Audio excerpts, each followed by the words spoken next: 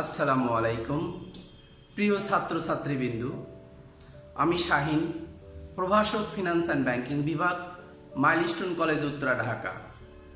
আজ আমি তোমাদের ফিনান্স, ব্যাংকিং ও বিমা প্রথম পত্রের অধ্যায় 6 অর্থাৎ দীর্ঘমেয়াদী অর্থায়ন, অধ্যায়ের নামটি হলো দীর্ঘমেয়াদী অর্থায়ন।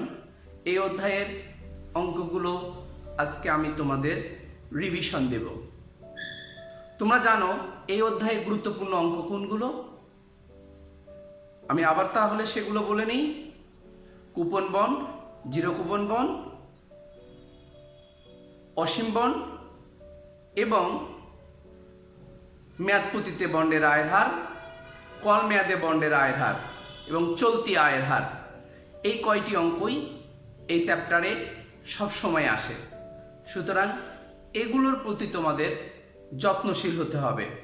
তাহলে আমি আজকে তোমাদের coupon bond, zero coupon bond এবং অসীম বন্ডের অঙ্কগুলো দেখাবো। তাহলে অঙ্কে আসি। জনাব আলম বন্ডে বিনিয়োগে আগ্রহী, প্রত্যাশিত আয়ের হার 10%। নিম্নে 3টি বন্ডের তথ্য দেওয়া হলো। খেয়াল করে দেখো, এখানে বন্ড এ, বি, সি। অবহিত মূল্য মানে লিখিত মূল্য, অবহিত মূল্য বা লিখিত মূল্য, যেটাকে আমরা ইংলিশে বলি ফেস ভ্যালু, সংক্ষেপে আমরা বলি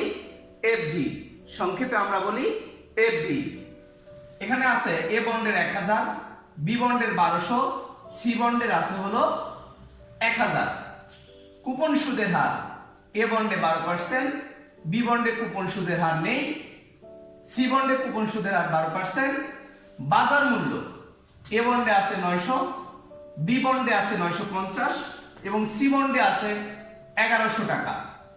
মেয়াদকাল এ বন্ডে আছে 12 বছর, বি বন্ডে আছে 10 বছর এবং সি বন্ডে কোনো মেয়াদকাল দেওয়া নাই। এখন তোমাদের খেয়াল করতে হবে কোনটি কুপন বন্ড, কোনটি জিরো কুপন বন্ড, কোনটি অসীম বন্ড, এটা তাহলে তোমাদের দেখতে হবে। তাহলে আমরা আসি। খেয়াল করে দেখবা, যে বন্ডে মেয়াদকাল এবং কুপন সুদের হার উল্লেখ থাকে সেই বন্ডটাই হলো কুপন বন্ড, সেই বন্ডটাই কি কুপন বন্ড। তাহলে আমরা খেয়াল করে দেখি, এ বন্ডে অবহিত মূল্য দেওয়া আছে, কুপন সুদের হার দেওয়া আছে, বাজার মূল্য দেওয়া আছে, মেয়াদকাল দেওয়া আছে। দ্যাট মিন্স এ বন্ডে সবকিছু দেওয়া আছে। সুতরাং এ বন্ডটি হবে কুপন বন্ড। অর্থাৎ আমরা সূত্রতে লিখেছিলাম বা দেখেছিলাম কুপন বন্ডের আমরা 1 নাম্বার একটু লম্বা সূত্র হয়, এই সূত্রটাই আমাদের ব্যবহার করতে হবে। কুপন বন্ডের সূত্র আমরা ব্যবহার করব। কিভাবে বুঝলাম? মেয়াদকালও দেওয়া আছে, কুপন সুদের হারও দেওয়া আছে, এই জন্য এ বন্ডটি হলো কুপন বন্ড। বি বন্ড অবহিত মূল্য দেওয়া আছে, কুপন সুদের হার দেওয়া নাই। যে বন্ডে কোনো কুপন সুদের হার দেওয়া না থাকে সেই বন্ডটাকে আমরা বলবো জিরো কুপন বন্ড। যে বন্ডের গায়ে কোনো কুপন সুদের হার দেওয়া থাকবে না সেটাকে আমরা বলবো জিরো কুপন বন্ড। আচ্ছা, তাহলে আমরা আসি সি বন্ডে আসি। অবহিত মূল্য দেওয়া আছে, কুপন সুদের হার দেওয়া আছে, বাজার মূল্য দেওয়া আছে, কিন্তু মেয়াদকাল দেওয়া নাই। যে বন্ডে কোনো মেয়াদকাল দেওয়া থাকে না, যে বন্ডে কোনো মেয়াদকাল দেওয়া থাকে না, যে বন্ডে কোনো মেয়াদকাল দেওয়া থাকে না, ওই বন্ডটাকে আমরা বলবো অসীম বন্ড বা চিরস্থায়ী বন্ড। অসীম বন্ড বা চিরস্থায়ী বন্ড বা পারপেচুয়াল বন্ড। তাহলে আমরা এখন করণীয় কি আছে এখানে দেখি। এ বন্ডের বর্তমান মূল্য নির্ণয় করো। দ্যাট মিন্স এ বন্ডটা হলো কুপন বন্ড। কুপন বন্ডের সূত্র ব্যবহার করতে হবে। খতে কি বলছে? বি বন্ড ও সি বন্ডের মধ্যে জনাব আলমের কোন বন্ডে বিনিয়োগ করা উচিত বিশ্লেষণ করো। আমাদের এখানে বি বন্ড হলো zero coupon bond, C bond হলো অসীম বন্ড। এখন তাহলে আমরা কি করব? সলিউশনে চলে যাব। তাহলে আমরা সূত্রটা লিখে নেই। কুপন বন্ডের বর্তমান মূল্য নির্ণয়। বিবি সমান সমান I 1 minus 1 divided by 1 plus KD to the power N ভাগ কেডি প্লাস এমবি ভাগ 1 plus KD to the power N. তাহলে প্রথমে আমাদের আগে সাইড নোট লিখে নিতে হবে, অর্থাৎ দেওয়া আছে লিখে নিতে হবে, অথবা আমরা সাইডেও লিখতে পারি। তাহলে এখানে কি দেওয়া আছে? প্রথমে আমাদের দেওয়া আছে লিখিত মূল্য। কি দেওয়া আছে? লিখিত মূল্য কত? 1000 টাকা। লিখিত মূল্য কত? 1000 টাকা। এরপর হলো এমবি, মেয়াদ পূর্তি মূল্য। এমবি মানে মেয়াদ পূর্তি মূল্য কত হবে? এই লিখিত মূল্যটাই মেয়াদ পূর্তি মূল্য হবে। এখন তোমার প্রশ্ন জাগতে পারে, স্যার আমাদের লিখিত মূল্যটাই মেয়াদ পূর্তি মূল্য কেন? কারণ আমি তোমার কাছ থেকে 1000 টাকা ধার নিলাম, মেয়াদ শেষে আমি তোমাকে কয় টাকা ফেরত দেব? 1000 টাকায় তোমাকে ফেরত দেব। এই জন্য মেয়াদ পূর্তি মূল্য আমাদের কি হলো? লিখিত মূল্যটাই মেয়াদ পূর্তি মূল্য। লিখিত মূল্যটাই আমাদের কি করতে হলো? মেয়াদ পূর্তি মূল্য লিখতে হলো। আর আমি যদি বলতাম যে আমি অতিরিক্ত তোমাকে 5% দেব বা 10%, মেয়াদ পূর্তিতে অতিরিক্ত 10% হারে তোমাকে পরিশোধ করব প্রিমিয়ামে, সেই ক্ষেত্রে আমি এটার সাথে আরো 10% লিখিত মূল্যের উপর আরো 10% ধরে অ্যাড করে দিতাম। বাট এখানে তা বলা নাই। যেহেতু আমি তোমার কাছ থেকে 1000 টাকায় নিয়েছি, মেয়াদ শেষে 1000 টাকায় তোমাকে ফেরত দেব। সুদ সেটা কিন্তু আলাদা জিনিস, বাট অরিজিনাল যে টাকা, মূল যে টাকা, আমি তোমাকে এইটিই ফেরত দেব। এই জন্যই লিখিত মূল্য যা, এখানে মেয়াদ পূর্তি মূল্য তাই। এখন আমরা সুদের পরিমাণ নির্ণয় করব। সুদের পরিমাণ কার উপর নির্ণয় করা হয়? সব সময় মনে রাখবা, সুদের পরিমাণ সব সময় লিখিত মূল্যের উপর নির্ণয় করা হয়। তাহলে 1000 ইনটু 12%, তাহলে 1000 এর 12% কত আসে? 120 টাকা। এখানে প্রয়োজনীয় আয়ের হার, প্রত্যাশিত আয়ের হার, বাট্টার হার, সুযোগ ব্যয় সবগুলোকে আমরা সংক্ষেপে কেডি দিয়ে প্রকাশ করি। তাহলে কেডি বা প্রত্যাশিত আয়ের হার আমাদের এখানে ছিল 10% বা 0.10। প্রত্যাশিত আয়ের হার বা প্রয়োজনীয় আয়ের হার কি ছিল? 10% ছিল। তাহলে আমরা এখানে কি করলাম? 10% প্রত্যাশিত আয়ের হার বা প্রয়োজনীয় আয়ের হার বা বাট্টার হার বা সুযোগ ব্যয়, এটাকে আমরা কেডি দিয়ে প্রকাশ করি। কেডি সমান সমান 10% আমরা কি করলাম? লিখে নিলাম। এখন মেয়াদকাল, মেয়াদকাল কত বছর ছিল? 12 বছর ছিল। এন সমান সমান মেয়াদকাল হলো 12 বছর। এখন মোটামুটি আমাদের সূত্রে যা আছে সবকিছু আমরা পেয়ে গেছি। এখন আমরা কি করব? সূত্রে আমরা বসায় দিব। অবশ্যই তোমাদের এই সূত্রটা মনে রাখতে হবে। যখন অঙ্কে দেখবা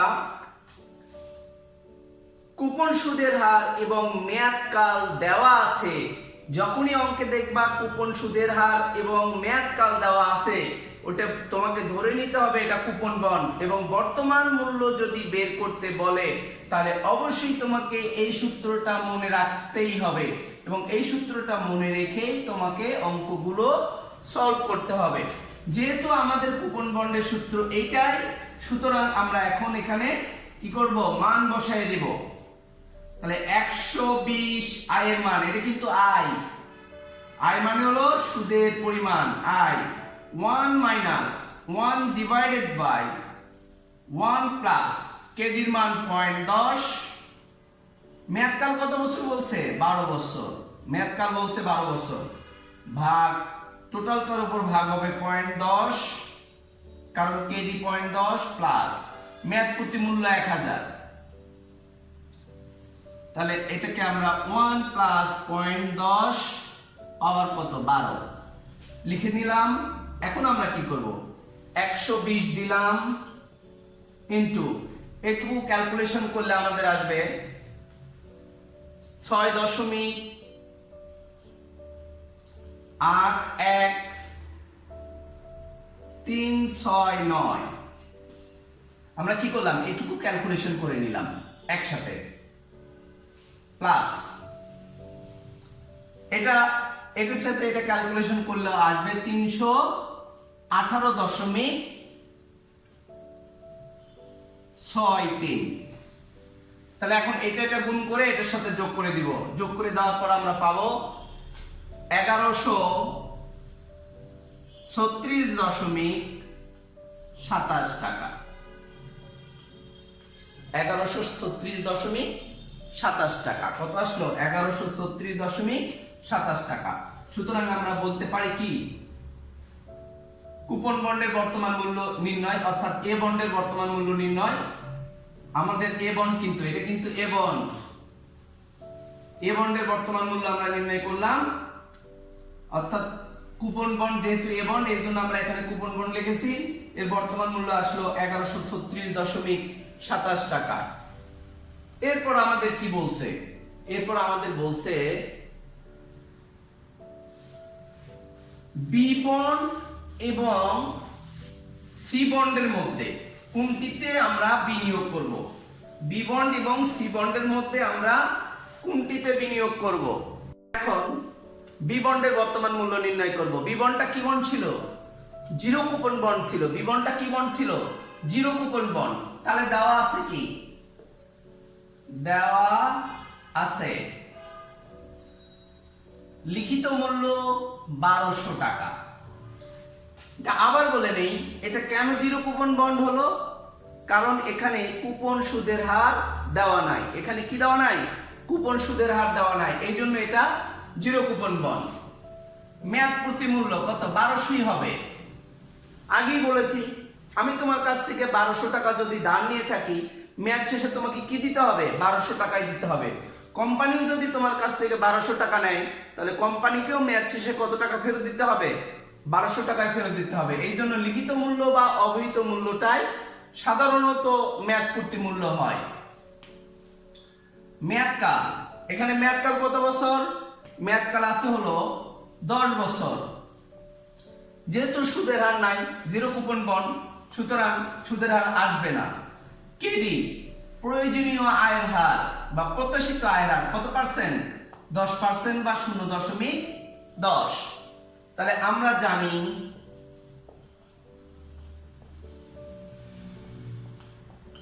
জানি ভিভি সমান সমান কি হবে? উপরে হবে MB divided by 1 plus KD to the power N. মনে রাখতে হবে সূত্র, এটা হলো জিরো কুপন বন্ডের বর্তমান মূল্য নির্ণয়ের সূত্র। ভিবি সমান সমান MB divided by 1 plus KD to the power N. VB সমান সমান MB divided by 1 plus KD to the power N. এটা কখন এই সূত্রটা আমরা ব্যবহার করব? যখন কুপন সুদের হার দেওয়া থাকবে না এবং বন্ডটি জিরো কুপন বন্ড যখন হবে, তখনই আমরা কি করব? এই সূত্রটা ব্যবহার করব। বুঝাইতে পারছি? অর্থাৎ কুপন বন্ডের বর্তমান মূল্য নয় এটা জিরো কুপন বন্ড। এটা কি বন্ড?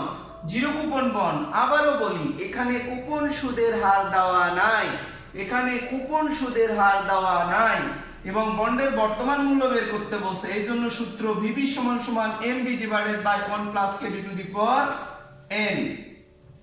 তাহলে আমরা MB 1200 divided by 1 plus KD 0.10, 10 বছর, পাওয়ার কত? 10 বছর, এন এর মান 10 বছর। সুতরাং আমাদের আসবে 462.65 টাকা। 462.65 টাকা। এটা আসলে আমাদের বি বন্ডের বর্তমান মূল্য। বি বন্ডটি ছিল জিরো কুপন বন্ড। কিভাবে আমরা বের করলাম? প্রথমে দেওয়া আছে, লিখলাম এফবি সমান সমান 1200, এমবি সমান সমান 1200, এন সমান সমান 10 বছর, কেডি সমান সমান 10% বা 0.10। তাহলে আমরা জানি ভিবি সমান সমান MB divided by 1 plus KD to the power N. এমবির মান হলো 1200, 1 প্লাস কেডির মান হলো 0.10, এন এর মান হলো পাওয়ার 10, অর্থাৎ 10 বছর। সুতরাং আমরা ক্যালকুলেশন করে পেলাম 462 কত 65 টাকা। আমাদের এখন বি বন্ডের বর্তমান মূল্য নির্ণয় শেষ হয়ে গেল। এরপর আমাদের কি আছে, আমাদের সি বন্ডের বর্তমান মূল্য নির্ণয় করতে হবে।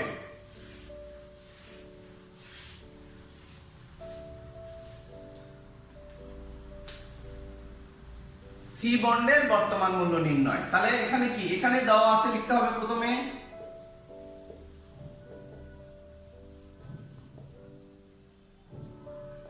দেওয়া আছে সি বন্ডটা হলো অসীম বন্ড বা চিরস্থায়ী বন্ড। সি বন্ডটা কি বন্ড, অসীম বন্ড বা চিরস্থায়ী বন্ড। অসীম বন্ড বা চিরস্থায়ী বন্ড যদি হয়ে থাকে, চিরস্থায়ী বন্ড হলে সেখানে কি থাকে না, মেয়াদকাল থাকে না। চিরস্থায়ী বন্ডে কি থাকে না, মেয়াদকাল থাকে না, বা অসীম বন্ডে কি থাকে না, মেয়াদকাল থাকে না।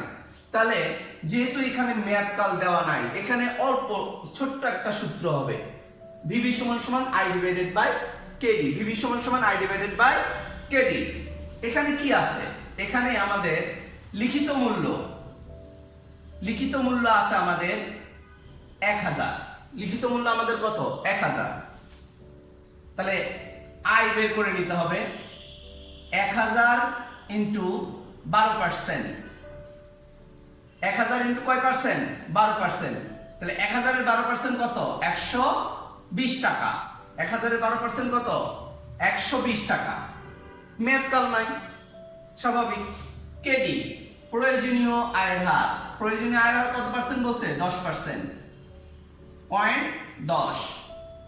তাহলে ভ্যালু অফ বন্ড এটা বের করতে হবে।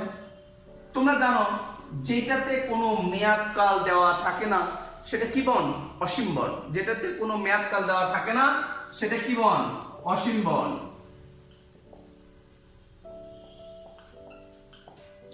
তাহলে ভিভি সমান সমান আই ডিভাইডেড বাই কেডি।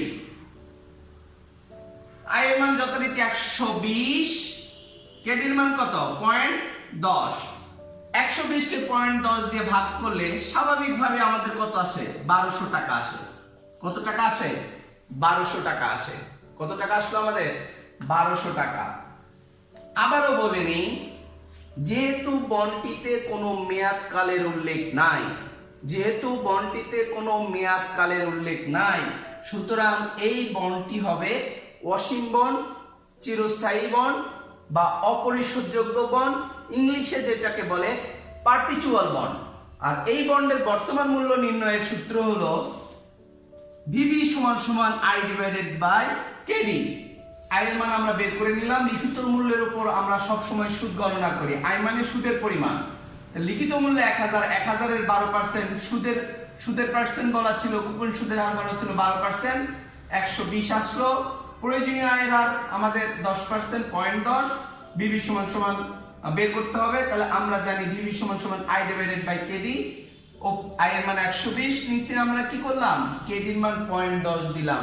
10 দেওয়ার পর আমাদের কি বের হলো, আমাদের অসীম বন্ডের বর্তমান মূল্য বের হলো 1200 টাকা। এখন প্রশ্ন হলো আমরা দুইটার মধ্যে কোনটা নিব, আমরা কোন বন্ড নিব, সি বন্ড নিব। কেন, কারণ এটার বাজার মূল্য কত আছে, 1100। এটার বাজার মূল্য কত, 1100। তার চেয়ে বর্তমান মূল্য কত, 100 টাকা বেশি। আর ওইটাতে আমাদের বাজার মূল্যের চেয়ে আমাদের কি, বাজার মূল্য ছিল 950। বি বন্ডের বাজার মূল্য কত ছিল, 950, কিন্তু বর্তমান মূল্য আসছে কত, 462.65। বাজার মূল্য থেকে বর্তমান মূল্য কম হলে বাদ, সুতরাং বি বন্ডটি বাদ। বি বন্ডটা গ্রহণ করা যাবে না, বি বন্ডটা গ্রহণ করা যাবে না। কেন গ্রহণ করা যাবে না, কারণ বাজার মূল্য থেকে বর্তমান মূল্য কম, আর এটা বাজার মূল্য থেকে বর্তমান মূল্য বেশি। তাহলে বাজার মূল্য থেকে বর্তমান মূল্য যদি বেশি হয় সেটি গ্রহণযোগ্য। সুতরাং আমাদের কোন বন্ডটি গ্রহণযোগ্য, আমাদের সি বন্ডটি গ্রহণযোগ্য, কারণ বর্তমান মূল্য থেকে বাজার মূল্য কম। সুতরাং আজকে এ পর্যন্তই। ভালো থাকবা, অঙ্ক দুটি ভালো করে করবা, অর্থাৎ অঙ্ক 3টি নিয়ম, যে 3টি নিয়ম ভালোভাবে করবা। আশা করি কমন পাবা। ধন্যবাদ।